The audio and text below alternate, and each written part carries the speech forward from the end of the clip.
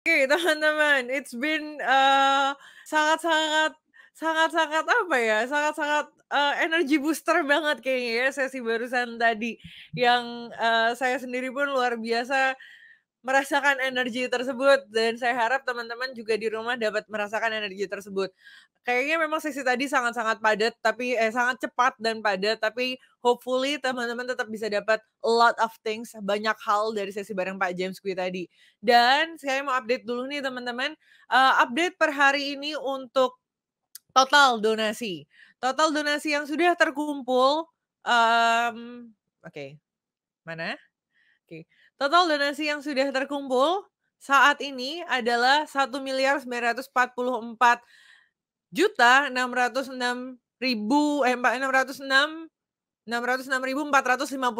rupiah. Oh my god, agak-agak keselibet ya. Sekali lagi saya ulangin 1.944.606.458 rupiah.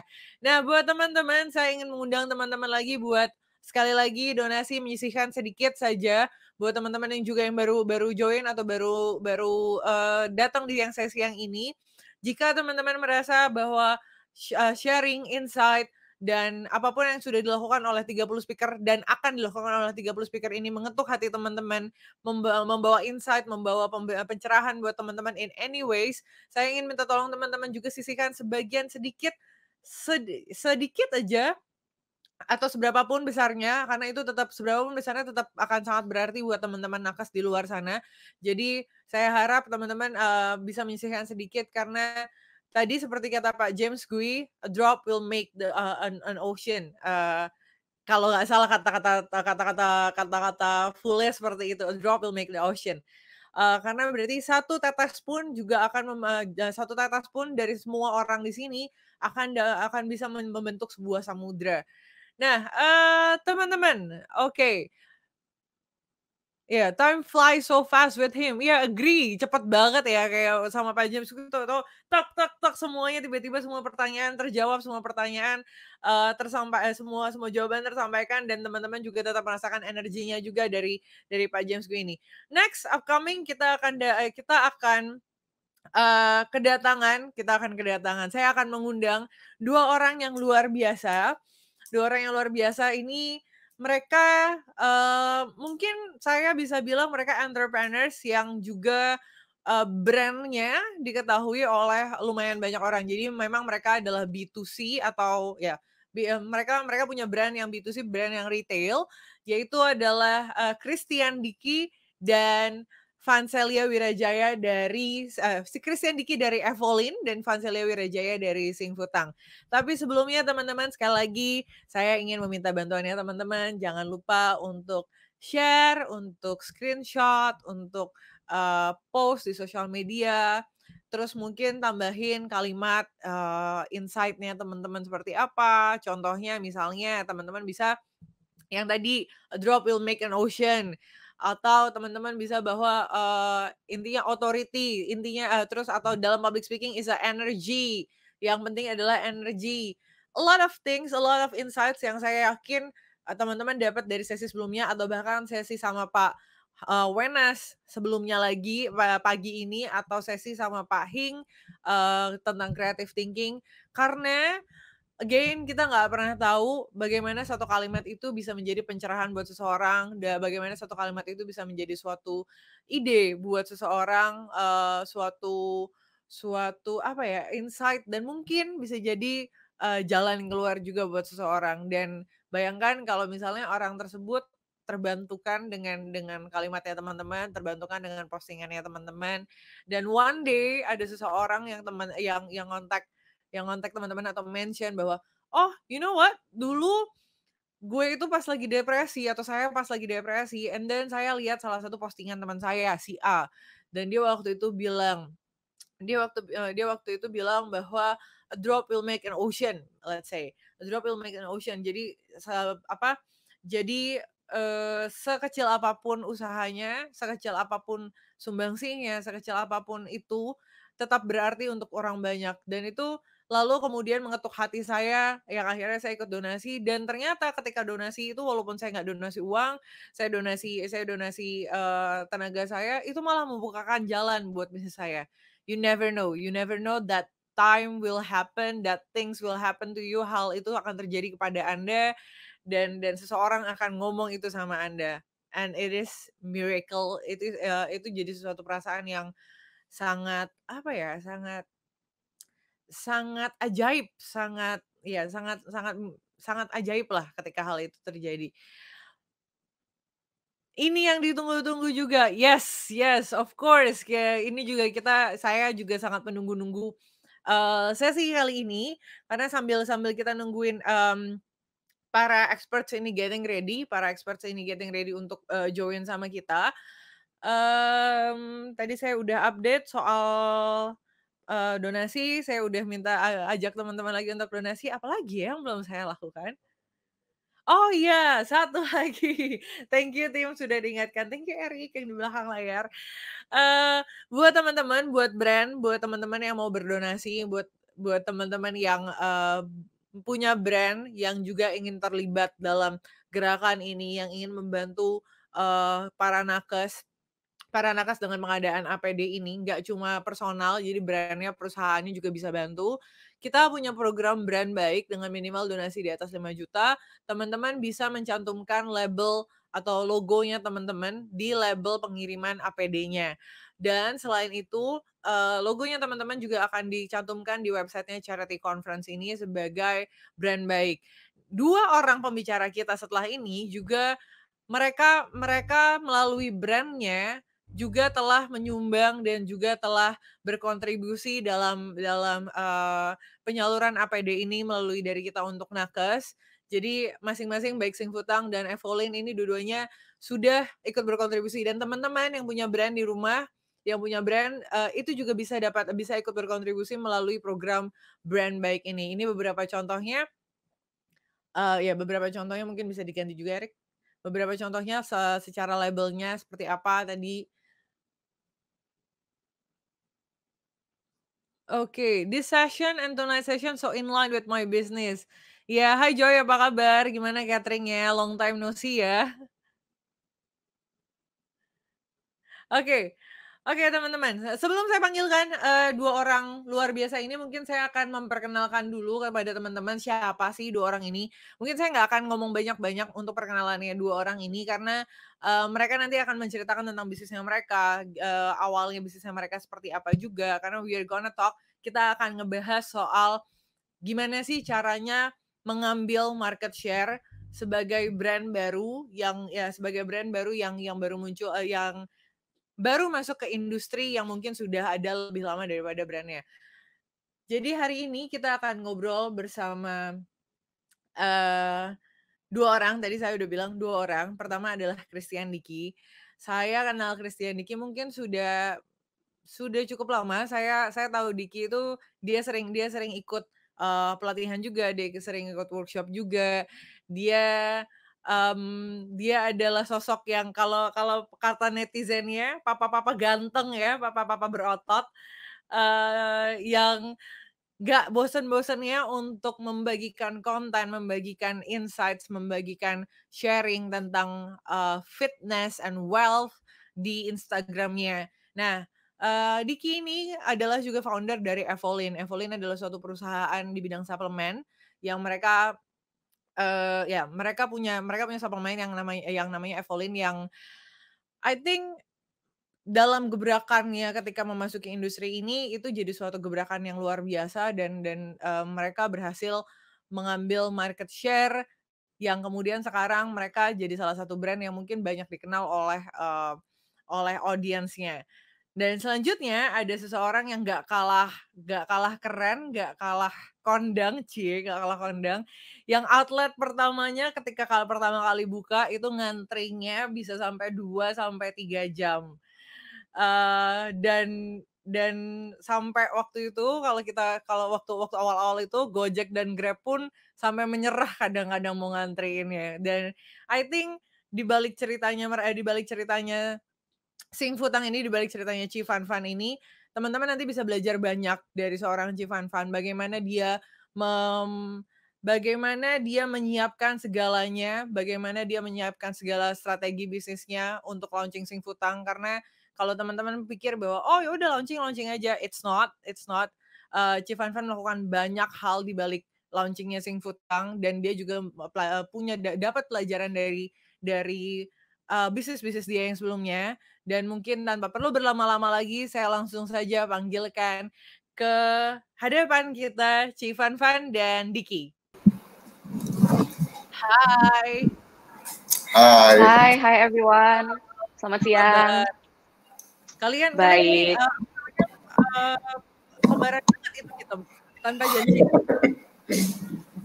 Boba ready. Siap. Gue belum sempat mesen boba hari ini, Ji.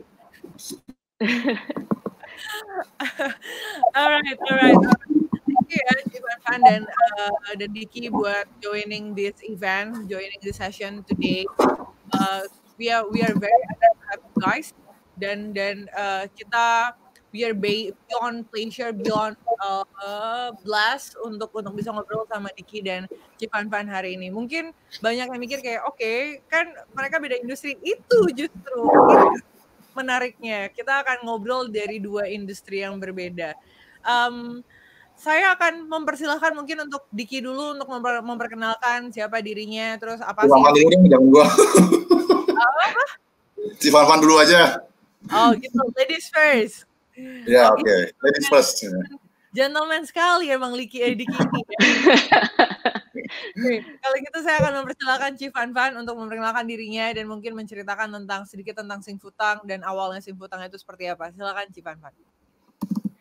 Selamat siang semuanya. Nama saya Vancelia. Saya selaku Managing Director untuk PT Pelepas Dahaga Indonesia.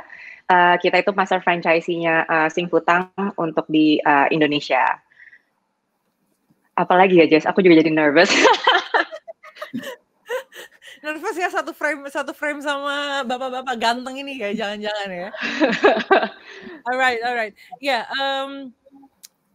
awalnya atau ya sebelum kita lebih lanjut lagi, aku akan mempersilahkan Diki dulu deh untuk memperkenalkan diri dan memperkenalkan Evolin itu apa. Ya, selamat siang semua. Saya Christian Diki. Saya founder dari Evolin Fitness Supplement. Jadi kalau kalian sering nge-gym, kalian butuh protein, nah Evolin lah proteinnya. Itu aja ya. Apalagi ya? Ya ini jadi saya juga salah satu dari ini sih. Jadi kita partner berempat di dalam satu PT AIMI. Salah satu brandnya adalah Evolin dan kebetulan saya jadi brand ambassadornya di brand saya sendiri. Di sini saya Di sini saya sebagai spokesperson live lah yang menyampaikan ke masyarakat bahwa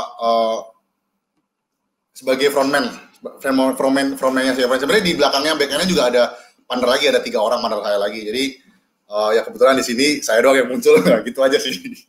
Tarik nafas dulu, tarik nafas. Tenang. Penontonnya, audiensnya di sini nggak bisa gigit kok, nggak bisa nyamperin. Tarik kok, oh my god, gitu nggak bisa. Tenang. Jadi yang nonton berapa orang nih? Yang nonton lebih dari 160 orang. Yang lagi live ya saat ini ya. Tapi kalau yang kemarin yang nonton replaynya udah sampai 2.100 orang, so I think, atau mungkin sekarang udah bertambah 2.200. Ntar gue diprotes lagi sama tim di belakang. 2.200 Jess, bukan 2.100. Oke, fine. 2.200 orang. Jadi video ini menambah nervous lo. Video ini nanti akan ditonton oleh ribuan orang, Dik. Wah, gila. Malu gua. Oke. Sebelum kita mulai, teman-teman, kalau misalnya teman-teman yang mau nanya along the session, along the journey, selama sesi ini berlangsung, silakan tanya aja. Kita open questions. Nanti saya akan pilih pertanyaannya teman-teman untuk dijawab oleh Diki atau Civan Fan. Dan teman-teman boleh langsung nanya ke dua-duanya, atau mau nanya ke Diki doang boleh, nanya ke Civan Fan doang boleh. Kalau kata Diki, ya nggak boleh ditanya apa, Dik? Bumi itu datar atau bulat? Oke. Kita langsung sambil kalau misalnya kita langsung masuk ke pertanyaan aja kali ya. Nah, Ci Fanfan, boleh diceritain nggak sih Ci? Ini aku bikin kayak gini supaya lebih close, supaya teman-teman bisa lebih ngelihat mukanya masing-masing ya. Boleh diceritain nggak sih Ci ceritanya gimana sih waktu Cici awalnya ngebentuk Singfutang, ngambil Singfutang, ngambil franchise Singfutang, dan berapa lama sih itu yang Cici pakai gunakan atau Cici gunakan untuk mempersiapkan launchingnya Singfutang ini? Untuk master franchise-nya kita udah secure sebenarnya dari kita udah in talks with them from October, terus kita deal di very early December, 6 Desember waktu itu. Tapi kita baru buka tuh bulan Juni, jadi we had 6 to 7 months untuk get ready. The first month obviously through the legal details ya, kita sort out dulu. Januari kita confirm. And then from there on kita move on to the technical parts of it, masukin barang importnya, lalu juga company setupnya di sini, nyari tempat dan lain-lainnya. Tapi at the same time memang waktu itu kita juga langsung mulai marketing di bulan Februari. Kita udah mulai framework gimana caranya kita mau memarketkan Singfutang ini, karena challenge kita besar sekali waktu itu, soalnya brand-brand lain tuh lebih terkenal. Sebenarnya Singfutang relatively unknown dan masih baru pada saat itu gitu. So we did focus group studies. Kita juga ngirim beberapa influencers untuk pergi ke Taiwan untuk nyoba Singfutangnya langsung, karena pada saat itu Singfutang belum ada di kota-kota di countries yang dekat sama kita. Jadi kita endorse mereka untuk pergi ke Taiwan dan nyoba Singfutang. Lalu juga di Indonya sendiri kita waktu itu mulai teaser Singfutang. If you scroll back di our Instagram, itu dari bulan Maret akhir itu kita sudah mulai ngepost gitu, kalau misalnya Singfutang akan coming, background story-nya Singfutang itu apa, sampai itu kita build up sampai bulan Juni waktu itu, sampai pas launching. Okay, so it took like 6 to 7 months ya? Yes. Nggak segampang dan nggak semudah dan nggak secepat yang dibayangkan oleh banyak orang mungkin ya, kayak persiapan 1 bulan selesai gitu. Iya. Saya pribadi ngebayanginnya 3 bulan selesai, ternyata enggak. To be honest, memang karena keterbatasan informasi untuk import sih waktu itu, buat aku kita juga belum pernah import barang, jadinya we were a bit confused at that time. Tapi memang untung dari sisi BPOM dan forwarder kita, they were very nice. So sebenarnya those 6 months reasonnya memang sebenarnya import barangnya, karena kita nggak mau buka sampai kita bisa secure raw material kita aman untuk kedepannya. Jadi kita pergunakan waktu itu sambil nunggu untuk marketing. I see. Kalau Diki gimana, Dik? Ketika awal mulai membangun Evolin ini, kan udah banyak tuh sebenarnya brand-brand suplemen juga yang bertebaran di luar sana, dan industri suplemen ini kan juga sudah cukup lama kan ya, Dik. Itu apa sih yang lo persiapkan? Apa pertimbangan lo? Terus gimana ceritanya sampai akhirnya bisa launching dengan luar biasa kerennya? Jadi sebenarnya saya sendiri pun juga udah masuk di industri suplemen finansi dari tahun 2012 ya. 2012 sih saya udah mulai jualan suplemen, meskipun waktu itu saya kan masih ngimpor dari Singapura, Malaysia, terus mulai pelan-pelan saya setahun 2 tahun saya mulai ngimpor dari Amerika. Jadi tahun 2012 sampai ke 2017 akhirnya saya bersama dengan partner saya bikin sebuah PT AIMI ini. Sebenarnya kita udah punya bekal kurang lebih sekitar 5 sampai 6 tahun masuk di dalam industri ini. Kita udah lumayan ngerti lah kebutuhan market. Nah, terus kita ngurus BPO-nya lumayan lama karena kemarin sedang ada kendala. 2019 akhirnya kita Januari baru launching, benar-benar launching dan masuk ke pasar itu 2019. Sebenarnya tadi pertanyaannya apa ya? Apa ini kesulitannya ya? Belum nyampe kesulitan. Oh, ya. Ceritain aja dulu toh. Oh iya, jadi 2019 itu ya pertama apa sih yang kita lakuin berbeda dengan suplemen fitness di merek-merek lain ya, yang mungkin udah existing udah berapa tahun, bahkan ada salah satu market leader suplemen yang dari Amerika itu udah existing sampai 30 tahun di industri ini. Jadi kita baru masuk di tahun pertama, kita apa yang kita lakuin. Jadi selama bekal dari tahun 2012 ke 2000 akhirnya 2019 kita launching, 7 tahunan ini tuh yang kita jadikan bekal adalah problem dari si market sendiri. Jadi alih-alih kita itu mati-matian edukasi orang betapa produk kita bagus, kita perlu mengonsumsi suplemen, tapi kita tuh malah balikan, kita bikin kue baru di mana orang-orang nih sebenarnya problem mereka tuh beli suplemen apa sih? Sebelum mereka beli suplemen, mereka nge-gym tuh karena kenapa sih? Oh, kadang-kadang mereka tuh nge-gym beli suplemen tuh bukan karena mereka mau berotot, mereka cuma pengen badannya kenceng doang atau perutnya pengen agak sedikit rata. Mereka nggak pengen six pack atau mereka cuma sekedar pengen badannya ideal atau lebih percaya diri. Jadi itulah yang sekarang kita ulik, akhirnya kita gali lebih dalam lagi dan berusaha kita berikan solusi dengan produk yang kita berikan. Jadi kita create kue-kue kita sendiri yang dimana kue ini adalah berdasarkan analisa dan problem yang kita dapatkan selama 7 tahun kita jualan. Saya jualan gitu. Oke, kalau Civanfan tadi market research-nya dan persiapannya 6-7 bulan, kalau Diki malah 7 tahun ya, Dik ya? Iya. Keren loh. Maksudnya kan banyak orang yang kayak ketika mau masuk ke suatu industri, terus mereka merasa kayak mereka mengumpulkan data yang mereka bisa kumpulkan, terus mereka masukkan. But ternyata untuk memang dari yang Civanfan cerita, dari yang Diki cerita, ternyata memang butuh waktu yang mungkin lebih dalam lagi untuk memastikan kemauan dari market itu seperti apa, supaya kita juga ketika launching itu bukan cuma jadi brand baru, brand kecil yang cuma ada, tapi bisa benar-benar kayak jadi top of mind-nya dari industri tersebut. Oke, that is interesting.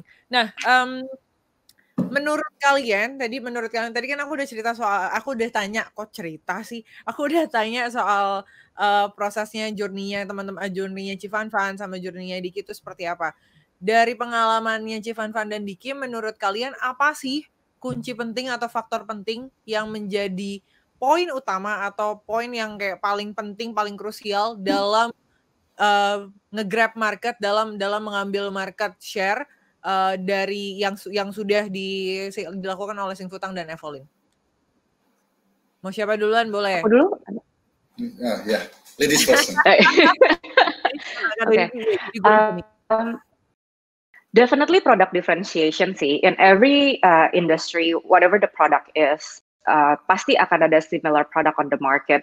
Jarang banget ada produk yang berdiri sendiri, nggak ada kompetitornya gitu. Jadi gimana caranya kita bisa offer more and bikin customer tuh milih kita from that basket gitu loh. Jadi kayak for Singfutang, kita waktu itu planningnya untuk memberikan lebih in terms of nggak cuma dari rasa tapi juga dari experience gitu loh. Karena kita kan di F&B itu lidah itu susah ya untuk dibohongin gitu. Jadi kualitas itu adalah yang paling membedakan satu brand dan lainnya gitu. Jadi kita langsung stress on, satu differentiation kita, produk kita harus bagus all the time.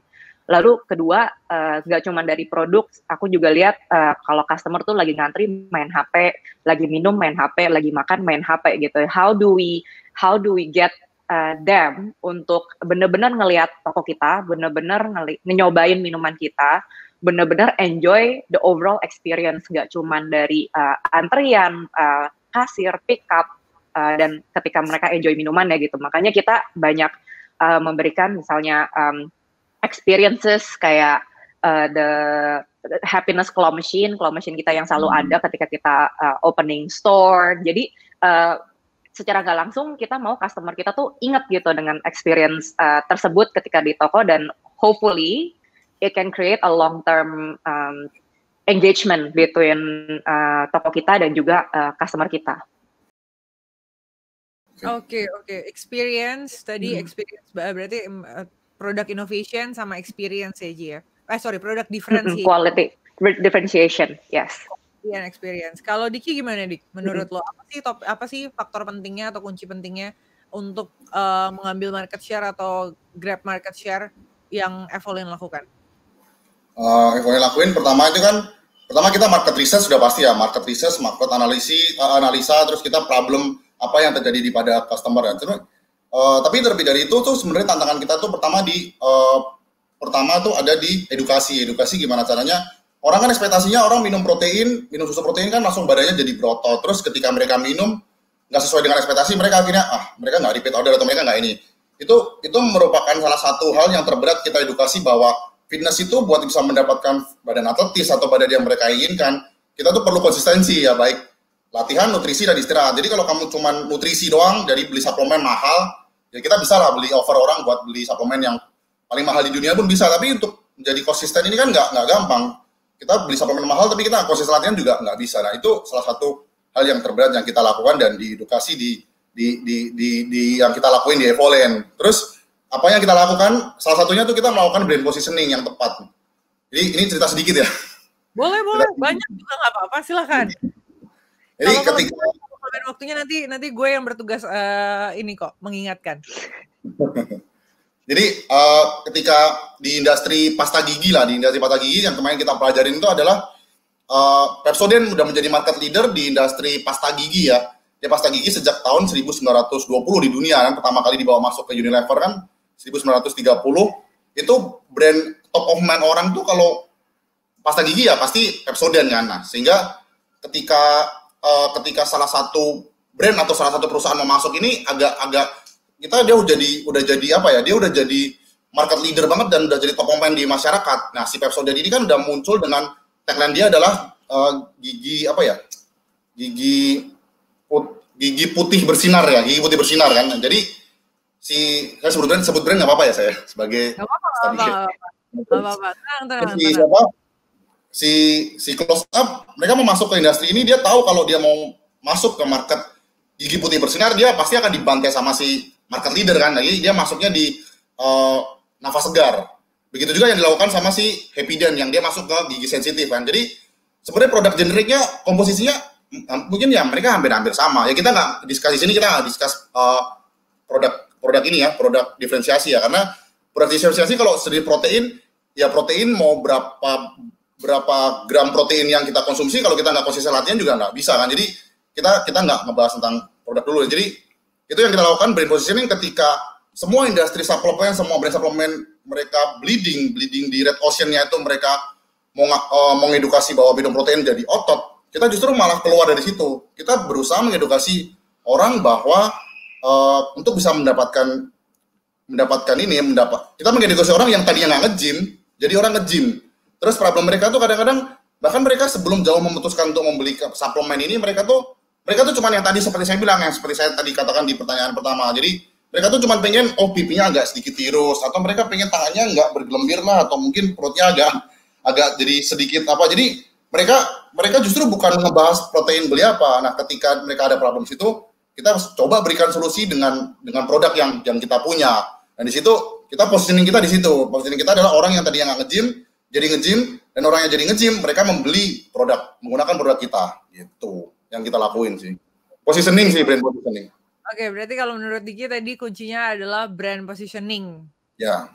Oke. Nah, tadi kan kalian sempat bahas nih soal market research ya. Boleh di-share nggak sih apa sih langkah-langkah yang kalian lakukan di dalam market research? Karena mungkin bagi sebagian orang atau yang baru mau mulai juga market research itu jadi sesuatu yang kayak masih mengawang-awang kayak oke, jadi harusnya kita ngapain? Market research itu ngapain? Sewa agency kah? Atau kita bisa sendiri kah? Atau ngelakuin apakah? Gimana menurut Civan Van dan Diki? Civan Van dulu boleh? Siapa duluan, Jess? Oke. Jadi kalau dari aku sebenarnya tergantung budget yang ada sebenarnya. Memang when we talk about market research itu gede sekali ya rangkupnya gitu. Kalau menurut aku jujur kita memang dapat report from various researcher. Kadang kita juga aku sendiri suka cari-cari artikel yang berhubungan dengan F&B. Tapi sebenarnya kalau yang paling berperan di decision aku adalah social media gitu. Jadi ketika aku lihat Instagram atau Twitter or even Facebook, aku tuh sebenarnya ngelihat respon orang-orang di bagian komen tuh apa aja, atau kalau di Twitter tuh reply-nya tuh apa aja gitu. Because these days with dengan digital yang kita punya sekarang tuh sebenarnya kamu bisa langsung connect directly to your customer. Tergantung dari kalian ketika membaca itu apa yang kalian dapat dari sana. Can you find the answer to your solution gitu, atau can you find the question that you need untuk karena at the end of the day bisnis itu addressing a question gitu. Kita pengen minum boba yang rasanya beda, yang give different experience, so I give you the answer simputang kayak gitu. Nah, jadi kalau menurut aku sih when we talk about research is actually endless, even when ketika misalnya ke mall atau misalnya ke supermarket lagi belanja, itu tuh sebenarnya the information is out there, tergantung dari kitanya perceive-nya tuh seperti apa gitu. Bisa juga kalau budgetnya lebih, we did at that time nyiapin budget untuk focus group studies. Jadi kita ngadain 3 focus group studies, kita nge-testing a few staff ke mereka, lihat mereka responnya gimana. Tapi memang itu lebih obviously budget-wise lebih mahal dan lain-lain ya gitu. Jadi sebenarnya aku recommend untuk seseorang yang baru mulai, keep it simple, lihat respon kompetitor yang udah ada saat ini dan lihat customer-nya itu feedback-nya tuh apa gitu. And most of the time, even negative feedback to your competitor can be a good thing for you. Iya, kalau dari aku sih lebih fokus ke sana. I see. Kalau Diki gimana, Dik? Ya, saya setuju juga sih sama si Vancelia. Jadi, kalau kita talk about riset itu sebenarnya tergantung dengan budget kita. Jadi, ketika company itu udah gede ya, kita bisa membeli data dari Euromonitor, marketresearch.com, atau paling gampang kalau yang gratis ya dari Google Trends, kita bisa lihat kompetitor kita siapa aja, terus siapa market leadernya, dan berapa gede market size-nya.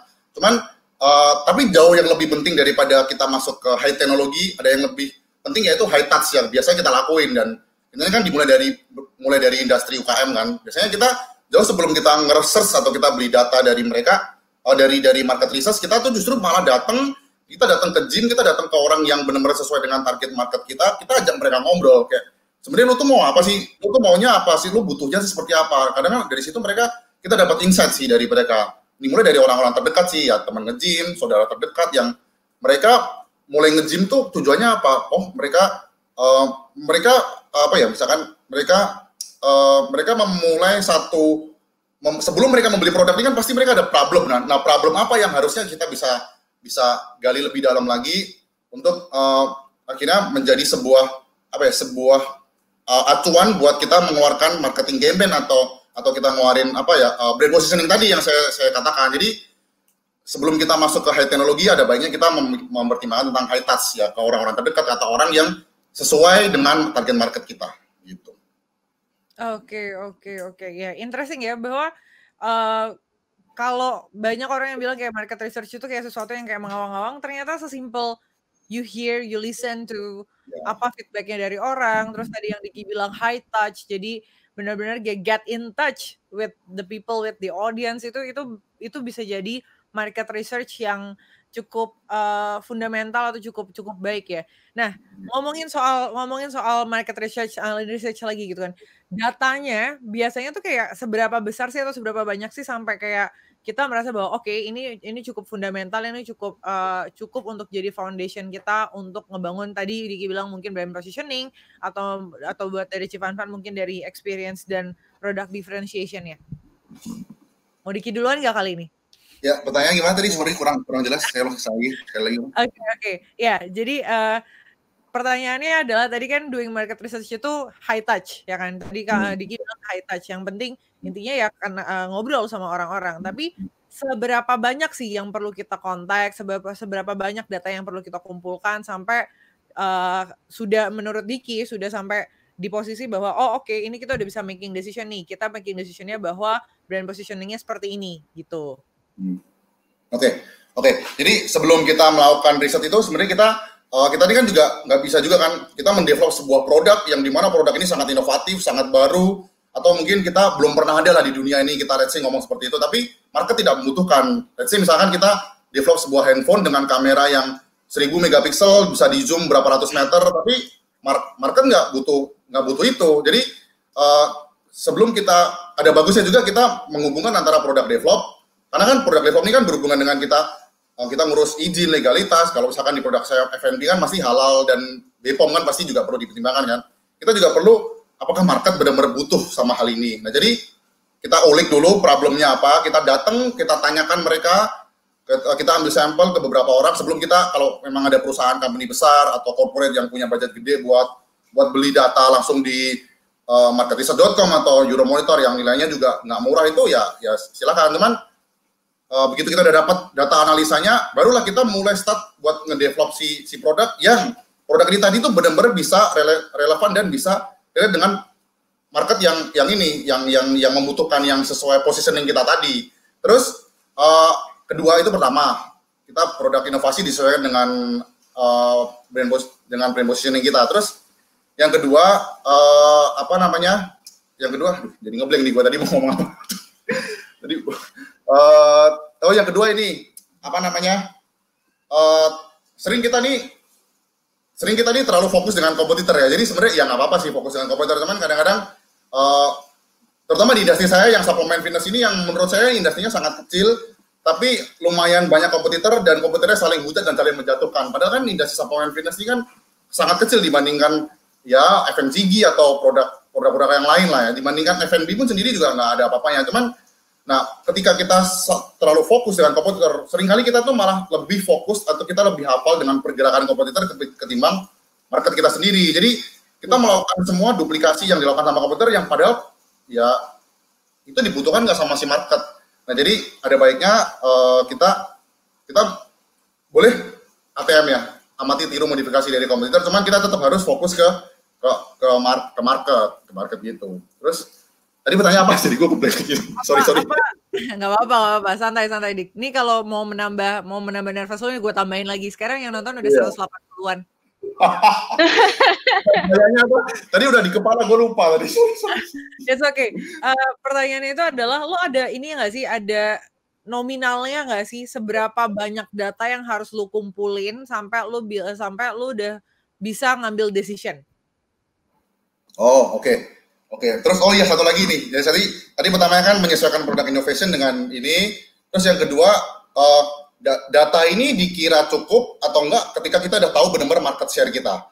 Jadi kadang-kadang kita membuat satu inovasi produk yang kalau kalian tahu mungkin ada Segway atau hoverboard yang kayak skateboard tapi bisa jalan, itu kan sangat produk yang inovatif kan. Tapi kenapa itu nggak works atau kenapa itu nggak?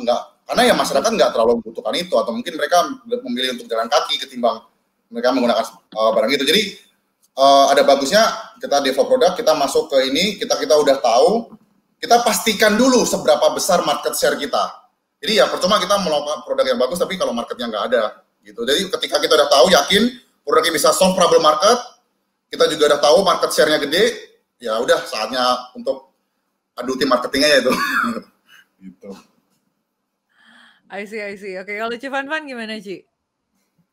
Kalau aku personally selalu ngerasa data that I have is never enough. Karena if kita ngomongin tentang customer, mereka tuh bisa tiap minggu, tiap bulan berubah gitu. And suddenly competition can pop up tiba-tiba gitu. Jadi for me, sebenarnya knowing too much juga kadang bikin bingung gitu. And I cannot answer sebenarnya seberapa banyak data yang aku butuhin untuk make decision, to be honest, karena I think even by the minute my employee can just suddenly bilang ke aku, Ci ini begini gitu. Jadi for me, as long as you know your brand, you know where you want to position yourself, like at the end of the day, contohnya kayak Kak Diki pasti lebih tahu dibanding semua orang, dia mau positioning dia tuh di mana, mau how people perceive their brands.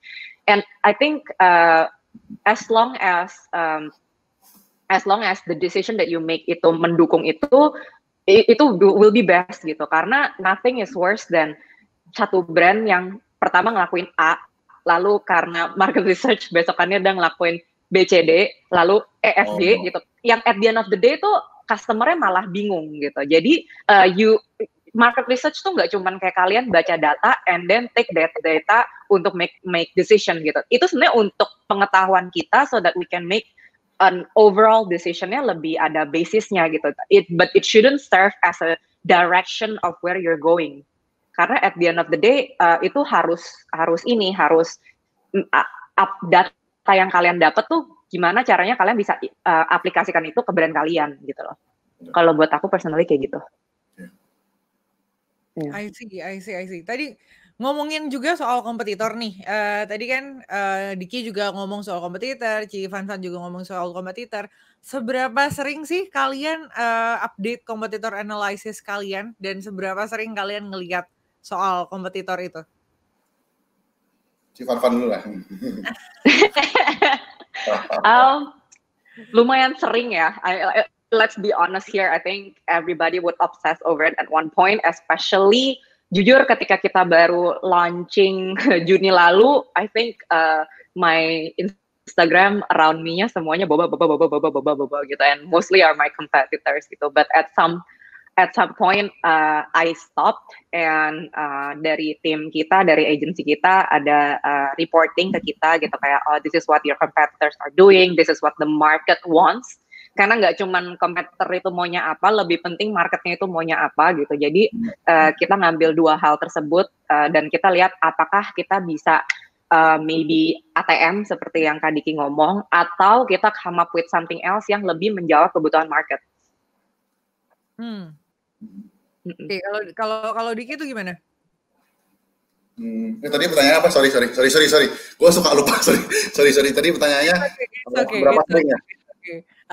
Dik, mungkin kayaknya supaya lo gak grogi, ini ada gue bacain beberapa komen dulu, katanya lo disuruh buka baju nih Dik sama dia. Terus ada lagi nih Dik yang bilang muka Diki tegang banget, coba cek yang lain tegang juga nggak? Ini temen gue itu sih. Ya. Biar lo kurang tegang dikit gitu. Gue tahu sih gue sama Civan sangat charming gitu kan, tapi bisa setegang itu lah. Oke. Pertanyaannya adalah seberapa sering sih lo update kompetitor analysis lo, Dik? Seberapa sering kayak lo ngeliatin kompetitor lagi ngelakuin apa, kompetitor lagi ngapain, kompetitor nge-launching apa, dan lain-lain. Ya tadi sebenarnya udah sempat gue mention ya. Jadi saya setuju dengan si Van sih. Kita jauh lebih penting kita memahami tentang market ketimbang kita itu banyak kan yang dari teman-teman UKM yang teman-teman saya juga yang mereka tuh lebih ngerti tentang pergerakan kompetitor, mereka ngadain promo apa atau mereka launching produk apa ketimbang tahu marketnya ini sebenarnya butuh apa. Dan itu menurut saya menurut saya itu cara yang salah ya. Jadi seberapa sering justru selama ini kita berusaha menghindari apa yang dilakukan sama kompetitor sih. Kita tahu apa yang dilakukan mereka, kita tahu arahnya kemana, cuman salah satu contoh real nih ketika kita masuk ke industri suplemen, hampir semua brand suplemen itu melakukan mereka pakai brand ambassador yang badannya gede-gede segede binaraga lah. Mereka menggunakan sosok yang binaraga. Sedangkan di market saya udah riset sendiri, nggak cuma saya sih, saya bersama dengan tim Evolent. Mereka oke lah, orang kurus ya, orang yang kurus mereka belum tentu mereka mau badannya berotot, dan orang yang maksudnya yang enggak, mereka belum tentu orang yang kurus belum tentu mereka mau badannya berotot. Terus maaf, dari orang yang gendut belum tentu mereka mau badannya six pack, mereka cuma kadang-kadang pengen punya badan yang ideal aja. Nah itulah market terbesar saya. Ada nggak yang orang pengen menjadi seperti bodybuilder atau sebagai brand ambassador di brand atau face of the brand merek suplemen lain? Ada, tapi kembali lagi ke market research, apakah itu bisa benar-benar gede kuenya? Jadi kita membuat si kompetisi di dalam market industri saya tuh nggak relevan dengan cara kita create orang yang tadi yang nge-gym, kita edukasi, jadinya mereka mulai olahraga, terus kita bikin supaya mereka tuh nggak takut dengan susu protein yang bisa membuat badannya jadi kekar dalam tanda kutip. Terus justru kita malah berusaha membuat satu, kalau istilahnya bilang, kita keluar dari red ocean buat bikin kue baru gitu. Jadi justru kalau di industri saya, yang mungkin di industri beda, kita kan juga ada beberapa brand kan, yang di industri suplemennya seperti ini, tapi di brand lain juga enggak juga sih. Kita juga ada belajar banyak juga sih dari masukan yang diberikan sama kompetitor. Terus satu lagi nih, kompetitor nih orang sering salah artikan kompetitor adalah orang yang di dalam satu industri. Padahal kalau menurut saya dan menurut tim Evolent itu, kompetitor adalah ketika sebuah brand atau ketika ada dua brand yang berada di satu industri, satu target market, satu segmentasi, dan satu positioning, itu baru dikatakan kompetitor.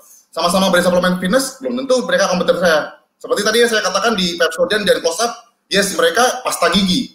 Tapi apakah mereka kompetitor? Jelas enggak. Yang satu memberikan nafas segar buat solving problem, dan yang satu memberikan gigi putih bersinar buat solving problem. Memang mereka tuh jadi berkompetisi di pasta gigi, tapi bermain di liga yang nggak sama, liganya berbeda. Nah, ketika kita terlalu fokus dengan sebelah kanan kiri yang tadi seperti Cipaman jelaskan, mereka jadi nggak fokus ke market, dan akhirnya mereka jadinya jadi bukan customer centris tapi jadi kompetitor centris ya jadi. Ya, benar. Oke. And I have seen that happen quite often ya dari beberapa brand F&B gitu. Jadinya agak customer tuh jadi bingung sih sebenarnya. And when your customer is confused, I think itu kita bakal susah untuk ngarahin mereka lagi gitu. Karena every single customer through marketing itu kan expensive sebenarnya acquisition-nya. Yes, benar. Mereka malah keblinger antara kita dengan brand kompetitor justru malah ya. Yeah, yeah. I think keeping it simple is good. Oke. Yeah. Nah, menurut Cipanpan sama Diki, apa sih challenge yang dihadapi ketika ngebangun brand baru dalam prosesnya tadi mengambil market share, mengambil market share yang sudah ada? Cipanpan dulu aja, Mam. Cipanpan dulu. Gue duluan, bingung ngomongnya. Oke, silakan. Tough, pasti tough. I think especially in F&B, produk kita 1:1 mungkin banyak yang mirip gitu. Dan waktu itu sih kita memang totalitas ya. Kita waktu itu hashtag inside grupnya kita itu tertotalitas 2019. Waktu itu one of the thing that we laughed about and did anyway was we did a press conference in our launch, and I think at that time belum ada boba launching pakai media press gitu. Dan waktu itu we did that, and itu lumayan bikin penasaran gitu. Dan kedua, kenapa reason kita milih Singputang untuk dibawa ke Indonesia juga karena memang sudah berbeda dari sisi penyajiannya. Kita langsung stir fry di depan customer dan lain-lain. Jadi memang every single thing yang kita lakuin waktu itu memang carefully thought of, dan kita inginnya sebenarnya nggak muluk-muluk untuk customer ingat nama kita dulu, karena nama kita kan nggak gampang ya untuk diingat sebenarnya Singputang. Nah makanya sebenarnya nggak tahu nyadar apa enggak, we actually repeat that over and over again. Ketika kita ngomong, kita nggak pernah pakai kata boba, kita actually ngomong Singputang boba, toko Singputang, dikit-dikit Singputang itu sebenarnya untuk masuk gitu. Karena kalau namanya susah itu sebenarnya udah susah gitu untuk grab the market share. Yes, and that was actually one of our biggest challenge gitu, karena bahasanya in Chinese, and then nggak gampang gitu untuk ngomong gitu. Jadi waktu itu kita fokusnya di situ. Dan juga one of the things that we did was the keychain promotion. Kita ada bagian keychain untuk 150 orang pertama yang ngantri di pembukaannya Singputang. Lalu keychain itu justru tidak memberikan diskon pada hari H-nya, tapi memberikan diskon 10% untuk sampai akhir tahun yang kita sudah perpanjang sampai Juni tahun ini juga gitu. Jadi for the whole year we thank our customer back yang udah mau ngantri pada saat kita pembukaan untuk kasih gitu. Jadi I think overall it is very hard, but it is doable. It's doable. Yeah. Kalau Diki, apa challenge-nya Dik yang dihadapi ketika sebagai brand baru masuk dan berusaha untuk mengambil market share? Oke, yang pertama problem yang saya alamin itu pertama ketika saya menjual satu produk yang dimana saya positioning ini adalah fitness beginner yang artinya tuh mereka nggak nge-gym, mereka jadi nge-gym dan mereka baru mau coba buat membeli suplemen. Nah, di mana suplemen ini biasanya harganya kurang lebih sekitar range-nya 700-800 ribu atau harganya bahkan 1 juta. Yang ini lumayan mahal ya dibandingkan OMR di Indonesia kan kurang lebih sekitar anggaplah let's say 4 juta, itu kan mau makan hampir kurang lebih sekitar 20% dari gaji mereka setiap bulan kan. Padahal mereka adalah target market yang ideal buat brand kita. Nah, itulah salah satu yang mungkin terbesar. Jadi kan itu challenge terbesar sih. Jadi gimana caranya mereka akhirnya bisa membeli ini produk padahal harganya mahal istilahnya gitu. Jadi itu sih menurut saya challenge yang terbesar. Terus apa yang kita lakukan ya? Boleh sharing ya apa yang kita lakukan? Nah, kita lakukan tadi yang seperti saya cerita adalah kita membuat satu kue baru, yaitu kita mengeluarkan downsizing. Jadi ini mungkin bisa dilakukan sama teman-teman UKM lainnya yang sekarang lagi mengalami krisis mungkin ya. Jadi downsizing ini menurut saya bisa dibilang lumayan efektif karena let's say kalian jual martabak ya, yang dimana setiap bulannya customer biasa membeli 4 kali dalam seminggu. Jadi 4 kali dalam seminggu, 4 kali dalam sebulan, jadi seminggu sekali kan. Tapi karena terjadi krisis, terjadi pengurangan pendapatan, terjadi akhirnya penyesuaian gaya hidup kan. Yang dimana kalau mau membeli martabak seminggu sekali itu mereka agak berat. Nah, gimana caranya kan nggak mungkin martabak yang tadinya dijual misalkan harganya 100.000 diturunkan kan, pasti kita kan kalau bicara tentang brand kan it's all about konsistensi kan. Jadi krisis ini sementara, tapi brand kita adalah long term kan. Jadi kita nggak boleh lah turunkan kualitas brand. Tapi kalau kita nggak turunkan harganya, kita akhirnya customer nggak bisa beli atau mereka bahkan bisa pindah ke brand lain. Dan ini ya hal yang paling ditakutkan sama pemilik brand kan, pindah ke merek lain yang lebih ekonomis atau mereka lebih murah.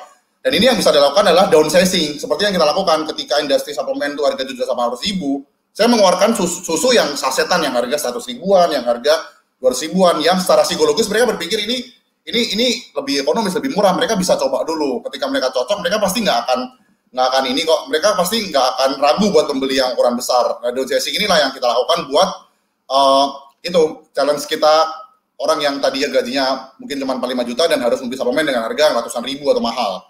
Pertama, terus kedua, suplemen fitness ini kan barangnya kan berat, volumenya gede. Jadi kalau kita mau kirim barang dari Jakarta sampai ke Jayapura tuh ongkos kirimnya mungkin lebih mahal daripada produknya itu sendiri. Jadi itu salah satu challenge yang kita ini ya. Jadi terus itu gimana solusinya? Itu kita akhirnya membentuk sebuah peluang usaha. Jadi di mana para yang tadinya orang yang minum suplemen, terutama kita fokusnya di luar pulau ya, yang tadinya minum suplemen mereka akhirnya juga bisa ikut juga membantu kita menjadi reseller atau distributor gitu. Jadi customer yang mau membeli produknya nggak perlu kirim dari Jakarta, mereka bisa mendapatkan dari distributor terdekat gitu. Menarik. Udah langsung kalau sama Diki challenge-nya udah langsung dikasih jawabannya ya. Oke. Nah, kalau aku lihat kan Singfutang sama Evolin ini menurut aku punya brand communication yang sangat rapi, sangat terstruktur, sangat baik, makanya bisa menghasilkan I think ledakan di awal yang segitunya, yang sampai sekarang juga bisa menghasilkan Singfutang dan Evolin itu bisa nge-grab market share kan ya.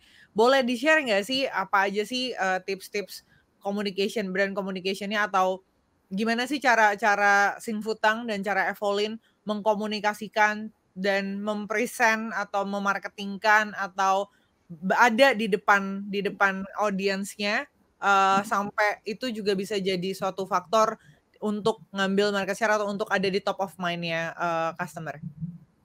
Si Favan dulu ya. Kalau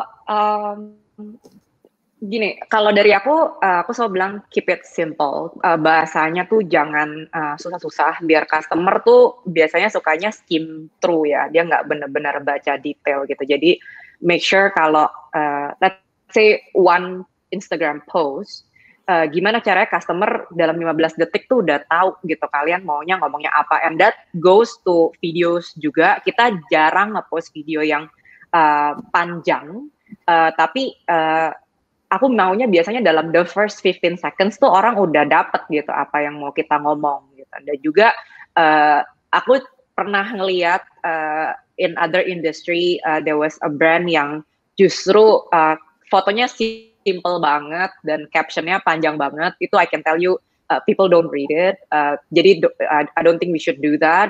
Terus juga definitely do not confuse your customer. If it's kalau misalnya kayak Singfutang itu kan we call our customer happy people, and then reachable happiness gitu. And then in almost every post we have happiness gitu. Jadi you need to have something yang memang stagnan dan tidak berubah.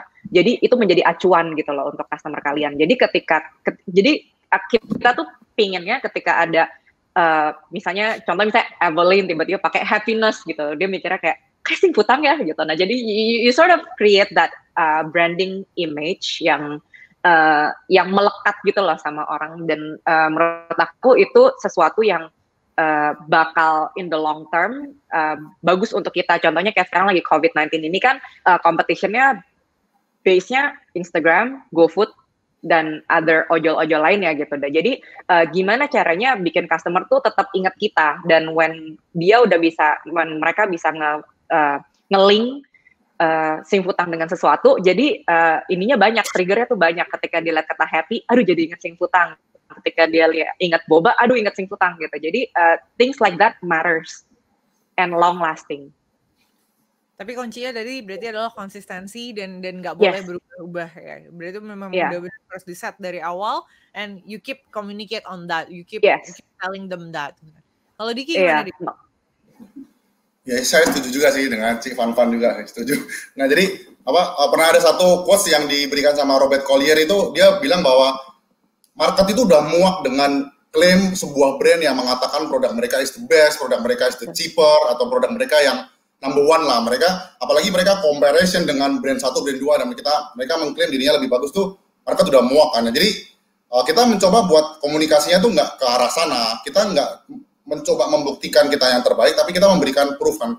Sebenarnya jauh sebelum itu kan kita perlu tahu dulu bahwa produk yang berkualitas, produk yang bagus, atau misalkan boba yang enak rasanya, taste-nya enak, lebih enak daripada yang lain, itu pasti akan terjual dengan sendirinya, dengan istilahnya kayak nggak ada brand pun, nggak ada marketing pun, kalau emang produknya berkualitas, ya itu pasti akan terjual dengan sendirinya. Jadi itu perlu dipahami dulu pertama buat para pengusaha. Terus yang kedua, kita nggak melakukan klaim bahwa kita yang terbaik, tapi dengan cara apa? Dengan cara ini living proof yang kita lakukan, itu salah satu yang kita lakukan sampai sekarang. Jadi kita sebenarnya gimana? Kita memberikan bukti ke masyarakat bahwa oke, saya face of the brand, tapi nggak mungkin dong saya si Christian Diki itu bilang bahwa produk Evolin yang terbaik dibandingkan merek suplemen lain. Ya pasti lo bilang gitulah, lo merek punya suplemen punya lo, tapi kita berusaha mengkomunikasikan dengan banyak orang yang sudah bertransformasi menggunakan produk Evolin. Mereka badannya jadi lebih ideal, mereka badannya jadi lebih berisi, mereka bisa menambah berhasil berat badan atau berhasil mendapatkan ya perut six pack atau seperti yang mereka inginkan. Nah, ketika banyak orang yang sudah memberikan ini dan sebagai testimonial living proof, itu kompetisi jadi nggak relevan lagi gitu. Terus apalagi kita berikan satu after effect ya, istilahnya kita after effect motivasi. Jadi ketika gini, kita membeli satu produk, kita pengen badan berisi. Oke, terus kenapa kita pengen badan berisi, terus mau apa? Oh, dengan badan berisi, badan atletis, kamu akan lebih percaya diri. Atau mungkin kamu nggak dibully lagi di sekolahan atau di kampus karena kamu badannya terlalu kurus. Atau mungkin psikologisnya mungkin kamu jadi misalkan kamu nggak ditolak sama cewek karena ya kamu terlalu gendut atau gimana kan misalnya. Jadi ketika brand bisa mengkomunikasikan itu dan berkali-kali diulang-ulang masuk ke kepala orang, oh berarti kalau gitu gue nggak mau dibully, gue harus menggunakan produk ini ya, gue harus menggunakan brand ini ya. Oh berarti ini brand anti bully nih, oh berarti ini brand anti ditolak cewek nih. Ketika kita udah masuk seperti itu, ya kompetitor udah agak sulit sih, barrier to entry masuk ke level itu next level sih gitu. Jadi itu yang kita lakukan sih, komunikasi buat ke marketnya. Tapi itu menarik, karena kan tadi Diki bilang bahwa kalau Diki sendiri yang ngomongin soal itu mungkin kan orang kayak ya lu kan yang punya brand gitu kan, makanya ya lu ngomong kayak gitu ya wajar gitu kan ya. Terus berarti kan tadi Diki juga mention bahwa oh iya kita justru menggunakan orang-orang lainnya yang punya badan yang diinginkan sama market kita untuk talk about our brand. Berarti apakah salah satu strategi awalnya Evolin dan Diki ini adalah memang endorsing a lot of people atau menggunakan influencer, atau malah sampai ke tahap yang kayak oke, kita ngambil brand ambassador nih Jess, bukan cuma influencer. Gimana tuh Dik?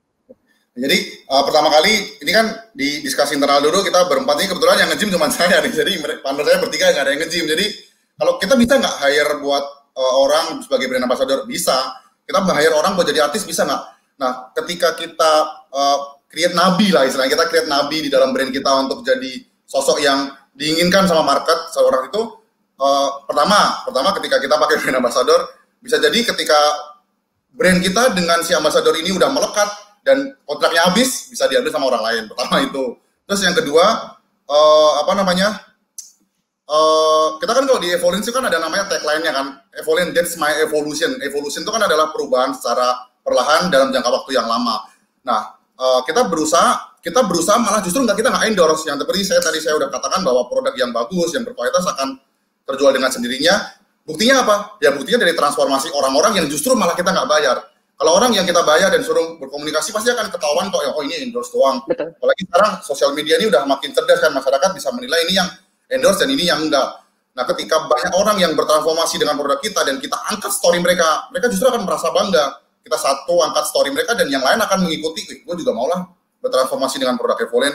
Makin banyak yang penasaran dan makin banyak orang yang mencoba, akhirnya bola salju dia akan di-create dan semakin banyak orang yang akhirnya yang tadi itu efek emosional mereka udah masuk. Oh kalau gitu gue mau ini, gue harus menggunakan brand ini dong, atau brand-brand tertentu dong yang di mana ini bisa menyelesaikan problem dari si market itu sendiri. Jadi justru berusaha kita nggak pakai endorsement orang yang dibayar. Ya itu mungkin perlu lah endorsement karena kita butuh followers atau subscriber mereka buat ngelihat kan, buat market baru. Tapi ketika kita bisa memanfaatkan digital marketing, kita bisa ads ya. Kalau ads kan Jessica jagonya ya. Kita bisa. Jadi kita bisa ads ya. Sebenarnya kita nggak terlalu perlu sih. Ya kita perlu, cuman kita nggak terlalu karena kita bisa reach audiens manapun atau siapapun. Gitu. Okay. Kalau menurut aku sebenarnya, kalau menurut aku sebenarnya untuk to start with influencers atau celebrities itu butuh untuk exposure, tapi itu nggak bakal convert into sales kalau misalnya kitanya nggak memberikan lebih. Makanya waktu kayak Evolin, kita juga untuk Singputang Indonesia, even for those influencers yang kita endorse, itu kita minta untuk mereka benar-benar give feedback. Kalau memang ada yang kurang pun nggak apa-apa gitu. Jadi ketika mereka nge-post dan mereka kasih review itu memang apa yang mereka percaya dan mereka pikir tentang produk kita gitu, dan itu in exchange customer tuh bisa ngelihat gitu. We have seen kita pakai influencer, satu orang influencer itu tuh ketara banget mana yang bayar dan mana yang enggak, dan yang enggak itu biasanya lebih banyak comments-nya, lebih banyak traction-nya gitu dari post tersebut gitu. Jadi memang especially kalau di F&B ya, rasa tuh nggak bisa bohong, lidah tuh nggak bisa dibohongin. Jadi percuma kalau misalnya your product is questionable, daripada ngabisin uang untuk endorse influencers tersebut, lebih baik bagusin produknya dulu, baru nanti maju gitu. Karena at the end of the day, the product yang akan bikin customer balik. Oke, interesting. Berarti memang ya karena memang juga kan audiensnya kita juga makin smart ya. Jadi benar-benar langsung ngebedain antara yang endorsement, antara yang kayak ini mah dibayar doang, tinggal dia disuruh nge-post gitu, dan benar-benar genuine review. And I think you guys make the point bahwa ya lebih bagus bahkan kayak yang tadi Diki bilang, transformation challenge yang dengan dengan tadi bikin malah orang yang tadinya belum tapi malah jadi kayak gitu, and then success story-nya di blow up gitu ya Dik ya? Ya. Oke. Dik masih grogi apa udah enggak?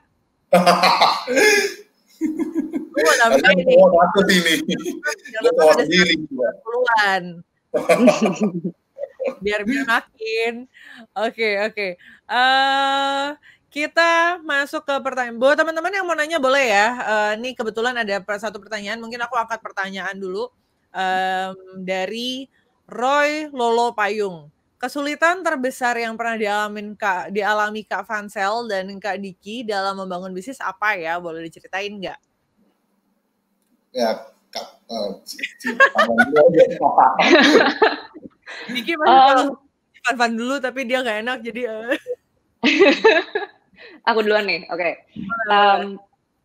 Sebenarnya gaining trust from the vendors and from the market when we first masuk ke Indonesia kemarin itu susah banget sih buat kita.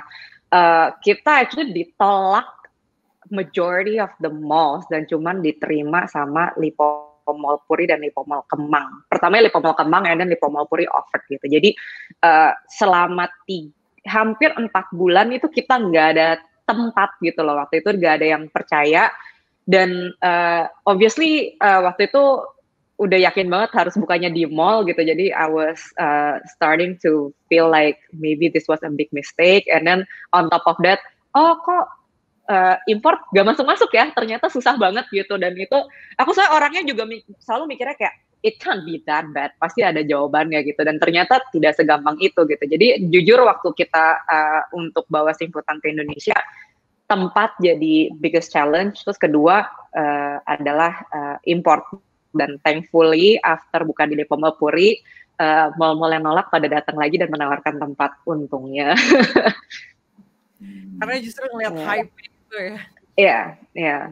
Tapi aku penasaran, Ci, masa sampai segitunya mereka memang nggak ada space kosong, atau mereka sangat milih-milih dalam masukin brand?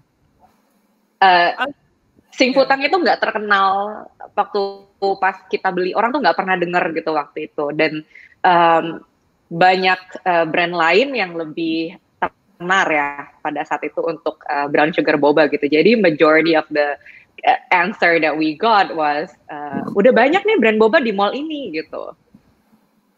I see. Iya, jadi itu yang terus-terusan dapat gitu sampai akhirnya when I talk to Lipo Mall Indonesia, I was like, I know banyak gitu, but you won't be disappointed gitu at that time, and we had to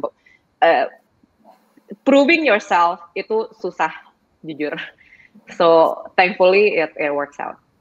Udah langsung dikasih tahu di awal ya, banyak, jujur banyak. I know. Iya, udah those rejections were like, ya udah aja sih gitu. udah lewat aja gitu. Oke. Kalau Diki gimana, Dik? Apa aja kesulitan terbesar yang pernah Diki alami? Kesulitan terbesar yang dialami dalam membangun bisnis ya. Kalau di Evolin sendiri, pertama tadi saya udah sempat mention ya bahwa kesulitan pertama kan adalah bahwa mengedukasi market yang tadinya nggak fitness menjadi fitness itu lumayan bleeding sih kita butuh lumayan waktu.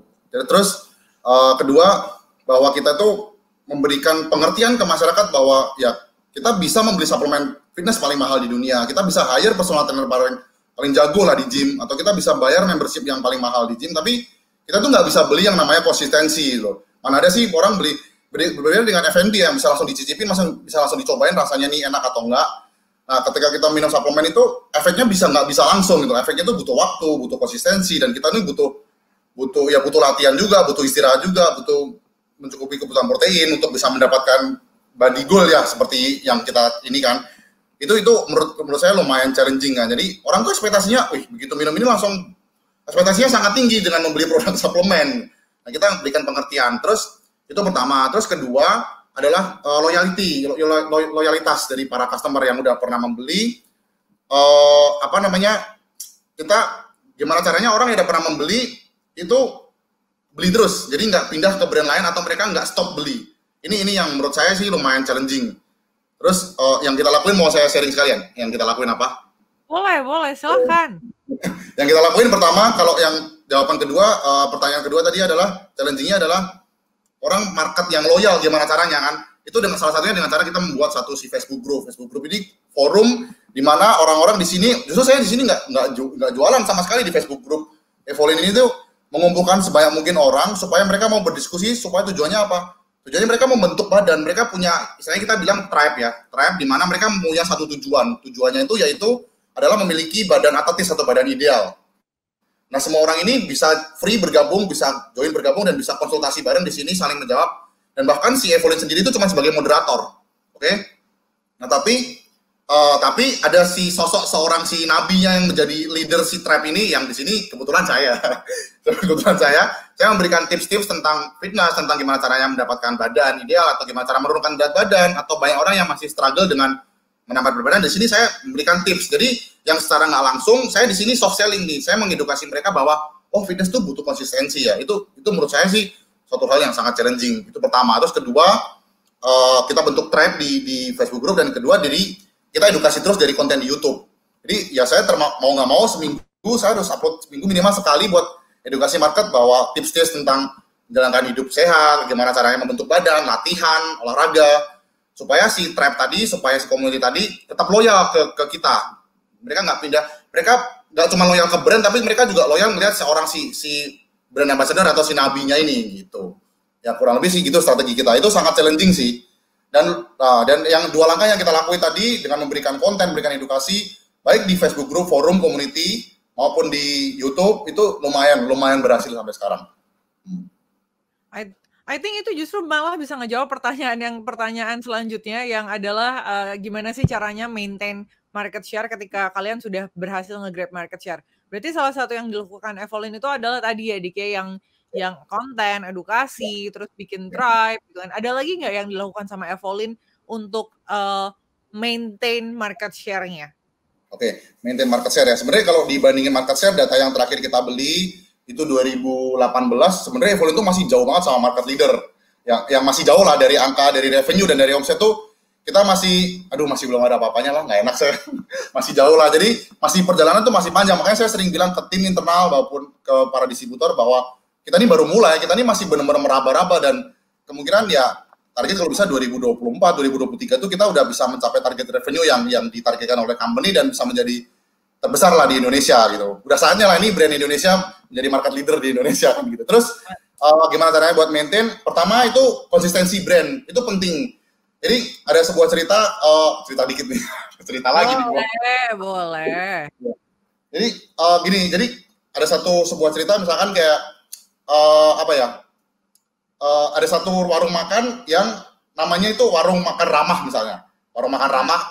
Terus dia membranding sebagai dirinya ya makanan hampir-hampir 11-12 lah sama warteg lain. Cuman warteg ramah ini tuh memberikan pelayanan yang lebih ramah dan lebih istilahnya mereka lebih serving customer tuh jauh lebih ramah ketimbang warteg-warteg yang lain. Jadi mereka membranding sebagai warteg ramah. Nah, terus ketika customer datang dan customer beli, si warteg ramah ini bisa mendelivery dengan baik. Tapi ketika mereka mau naik motor mau keluar, tukang parkirnya tuh ngegas dia karena kayak, "Wih, bayar 2.000 doang, kasih gua 3.000 misalnya contoh."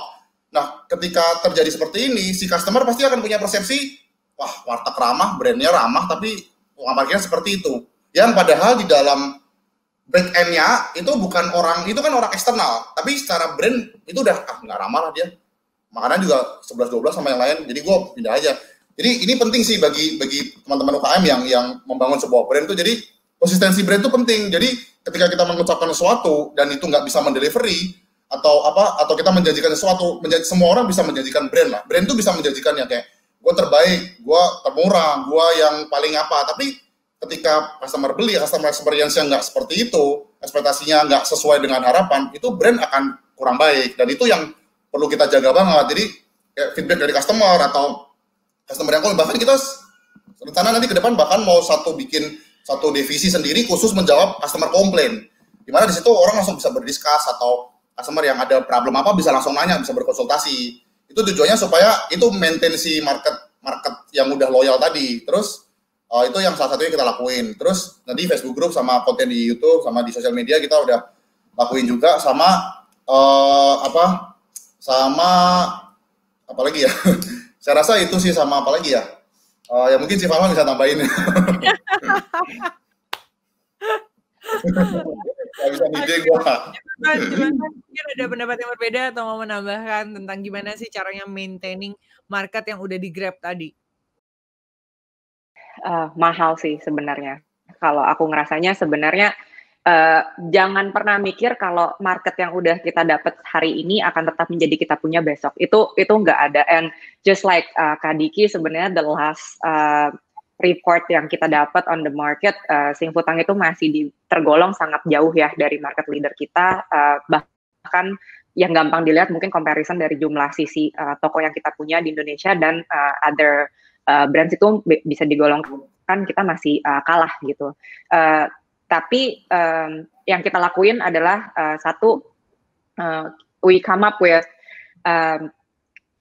ideas yang mungkin lebih dibutuhkan market pada saat itu. Contohnya sebenarnya yang paling susah itu adalah sekarang keeping our market share right now, di mana mall juga tutup. Berarti sebenarnya target kita foot traffic itu 0 gitu, karena secara mallnya tutup gitu. Jadi recently kita dari Singfutang Indonesia, memang inovasinya Singfutang Indonesia itu untuk mengeluarkan DIY packages, jadi customer itu bisa masak di rumah dan lain-lain. Itu sebenarnya our attempt untuk getting more market yang jujur hilang gitu loh. Dan pada saat awal COVID ini kan sebenarnya kita close to zero ya, karena ya mallnya tutup, kita juga tutup gitu. Jadi how do we maintain that gitu. Jadi sebenarnya kalau dari aku tuh, satu adalah jangan pernah berpikir market yang kita punya itu akan selalu jadi punya kita.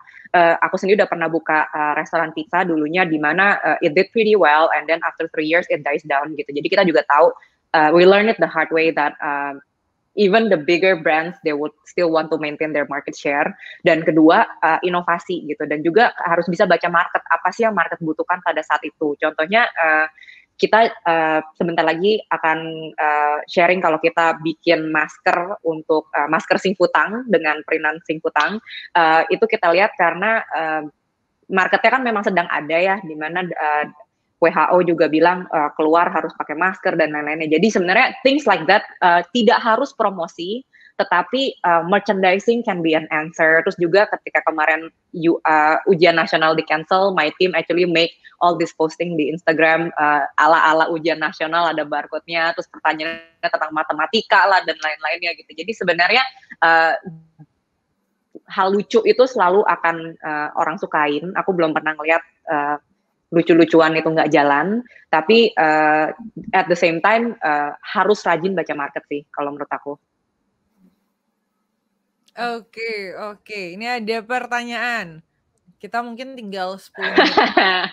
Oke.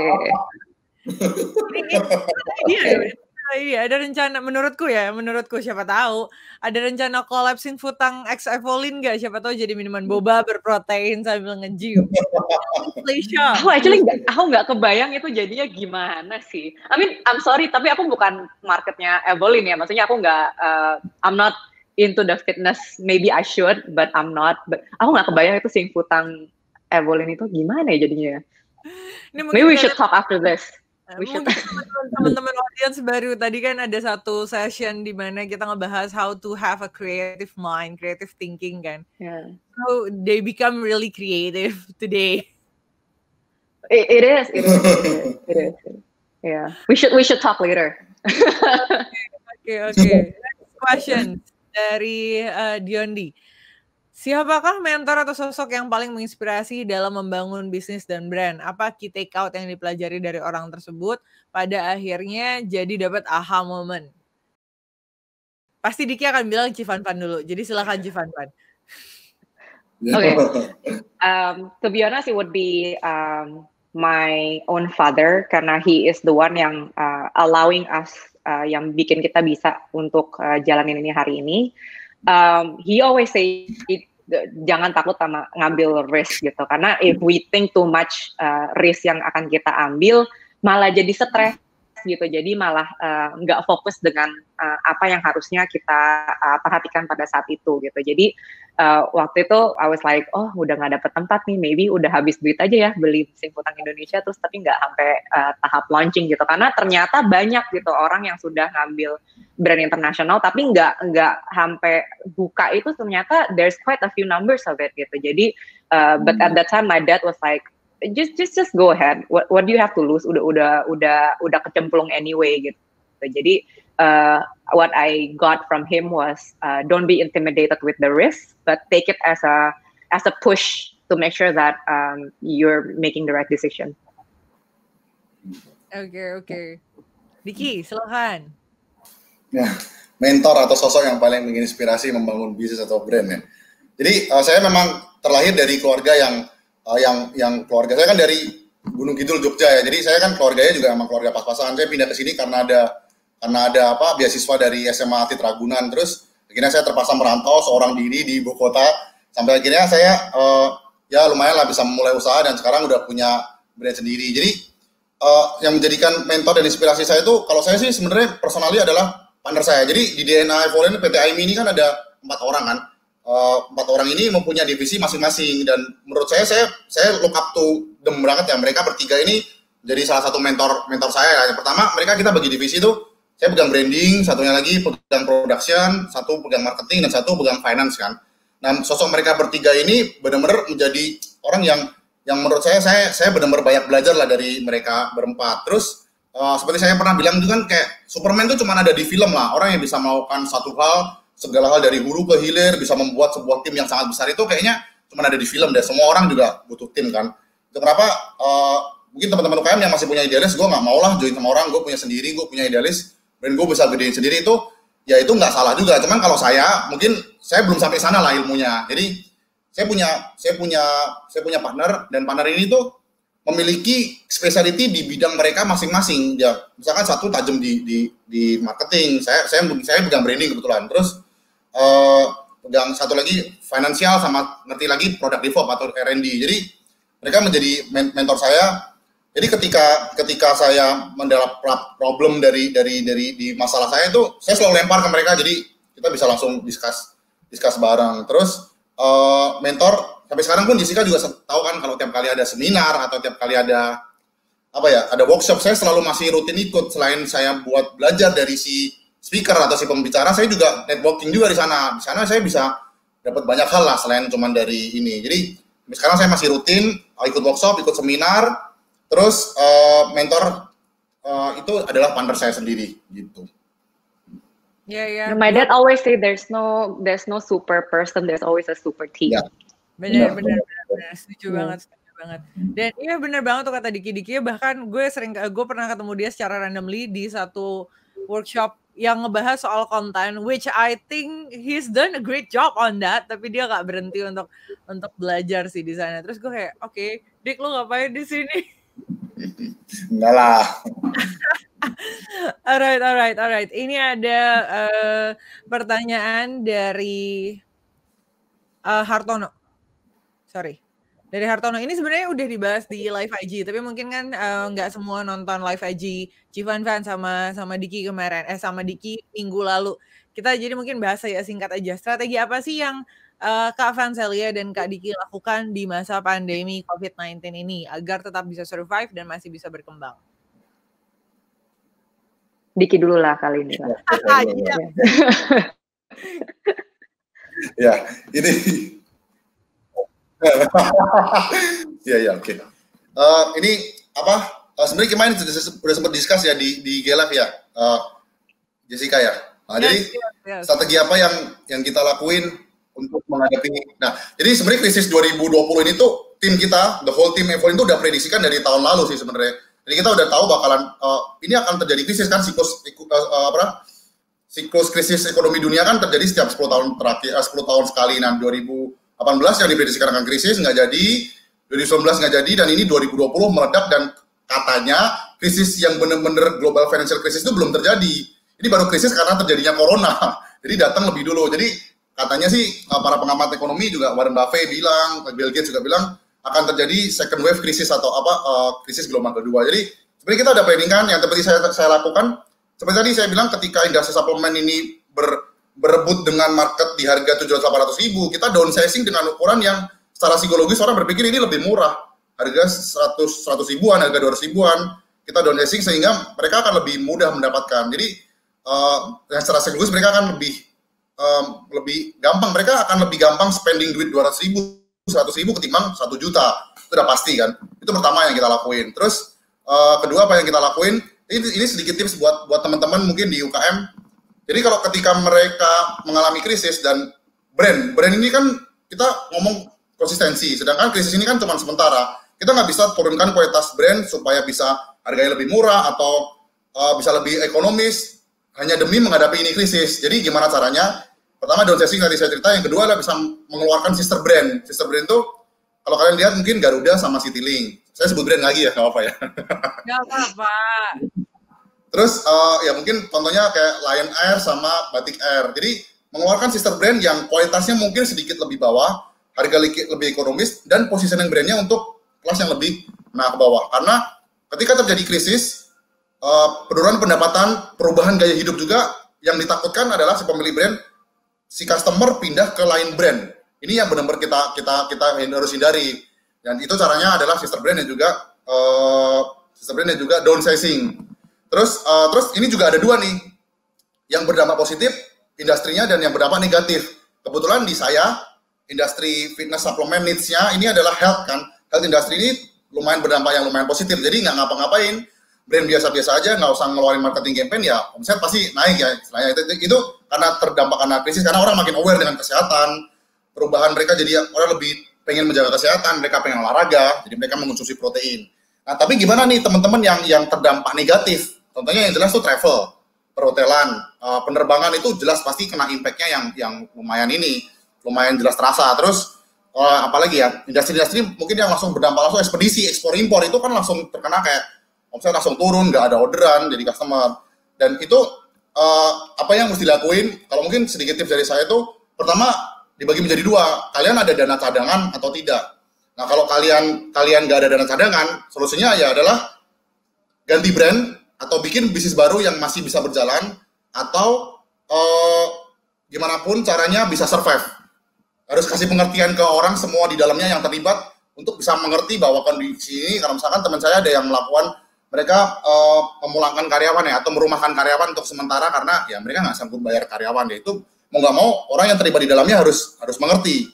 Tapi gimana caranya? Tapi gimana brandnya yang terdampak negatif tapi mereka masih memiliki cash flow? Cara yang bisa dilakukan adalah seperti yang dilakukan Evolent sekarang. Mereka tetap melakukan marketing campaign, mereka tetap menjalankan ads, mereka tetap jalan endorse atau apapun yang mereka lakukan, misalkan mereka punya billboard atau mereka tetap. Nah, pada saat krisis ini rata-rata orang tuh malah mengerem ya, mereka mengurangi budget marketing, mereka mengurangi budget branding, mereka stop endorse atau mereka nggak ini. Yang menurut saya itu kalau mereka ada cash flow atau mereka ada dana cadangan selama nggak jualan, nggak ada omset selama 1 tahun atau 2 tahun ke depan, itu menurut saya cara yang salah ya. Karena ketika kita kan banyak yang bilang kalau terjadinya krisis ini kan seleksi ekonomi ya, yang bakal bertahan adalah orang-orang yang memiliki kapabilitas yang baik. Jadi ketika kita menurunkan budget ini, orang-orang yang lain ini kan baru bermunculan kan. Nah, pas kita nggak mengeluarkan iklan, kita nggak mengeluarkan ads atau kita nggak mengeluarkan campaign marketing, orang lain akan baru yang masuk. Nah, ketika pikiran customer kosong dimasukin brand lain, otomatis akan brand lain ini yang mengakuisisi market yang sudah ada. Jadi kalau kalian industrinya terdampak negatif tapi masih ada budget buat bisa survive, menurut saya tetap jalanin terus sampai ini gitu. Terus kalau yang nggak ada budget ya itu ganti brand atau berusaha sebisa mungkin buat memberikan pengertian semua orang yang terlibat di dalamnya. Terus kalau yang buat terdampak negatif tadi saya bisa bilang sister brand dan satu lagi downsizing ya. Itu aja sih mungkin dari saya. Oke, thank you Diki. Civan mungkin?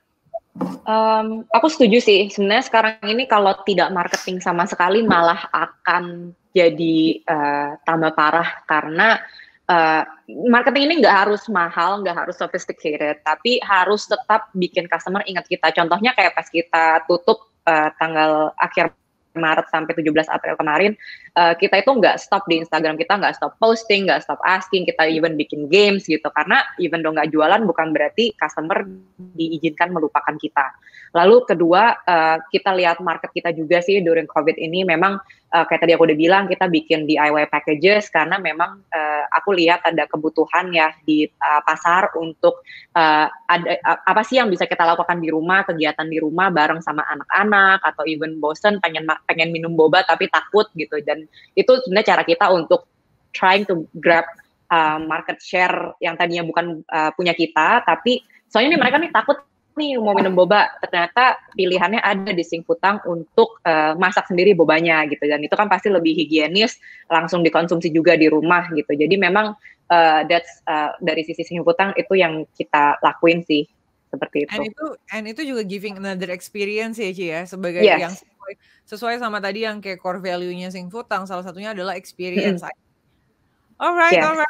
Aku mau mungkin bahas satu pertanyaan terakhir lagi karena ini memang udah mepet waktunya. Ini pertanyaan dari Gustiadi.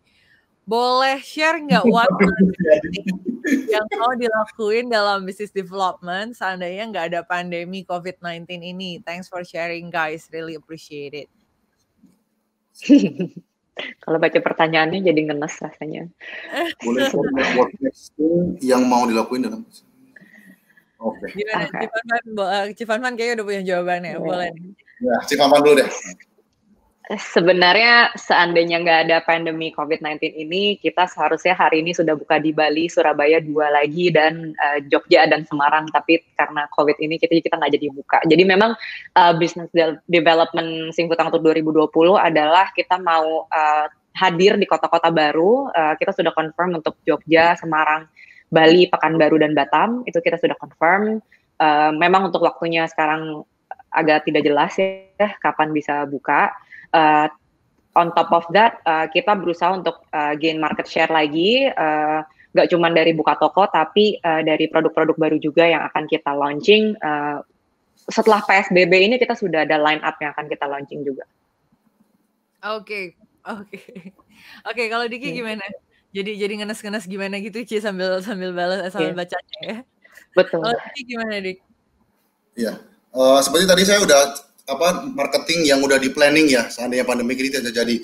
Jadi dari tim Evolent sendiri pun udah ada kalender ya. Kita sebenarnya udah mau ngapain 2020, kita ngapain 2021 udah timelinenya ya, seandainya mundur dikit pun mundur seminggu, 2 minggu, 3 minggu, maksimal 1 bulan sih nggak masalah. Nah, ketika kemarin terjadinya COVID datang masuk ke Indonesia, kalau nggak salah tanggal 3 Maret ya, kemarin masuk ke Indonesia tuh kita udah mulai agak ini, harga saham turun, terus dia jual beli masyarakat juga turun, kita udah mulai agak was-was, akhirnya semua mau terpaksa kita harus pending.